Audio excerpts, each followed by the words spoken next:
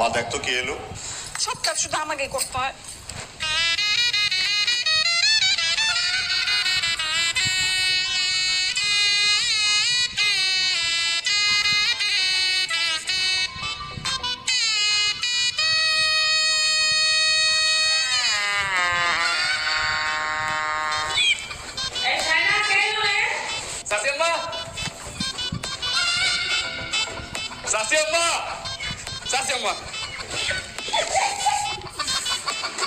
আমি সোনা মিয়া, কতদিন পর আপনার সাথে দেখা।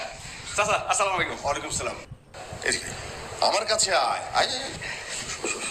আরে উপরে বস, উপরে ও আয় আয় আয়। উপরে বসুন। হ্যাঁ ঠিক আছে। তারপর কেমন আছিস? চাচা এটা কি করলেন? আমি তো ভালো থাকি সবসময়, আপনি জানেন না। আলহামদুলিল্লাহ। তোর আব্বা আম্মা এখন কেমন আছে? আব্বা মা তো অসুস্থ, আর আপনি তো জানেনই, এর জন্যই তো আমার পাঠাইলেন। আসলে হয়েছে কি চাচি জানেন না, আসার সময় কি যে বিপদে পড়ছি। এক বাসের ভিতরে উঠছি, বুঝছেন? বাসে আমার পাশে একটা মহিলা বসছে, বৈশা আধা ঘন্টা ঠিকঠাক ছিল।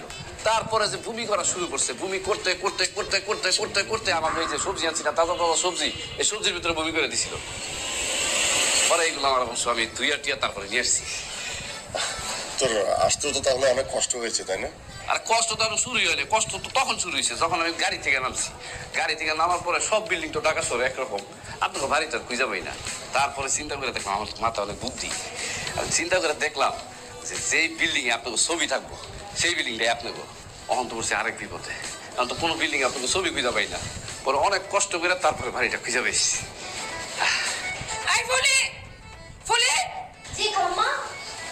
এগুলো নিয়ে যা, কিচেনে নিয়ে যা।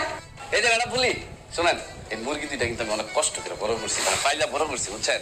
এগুলোর কষ্ট দিবেন না, পাক ঘরে নিয়ে গিয়ে এখনই জব দিয়ে দিবেন।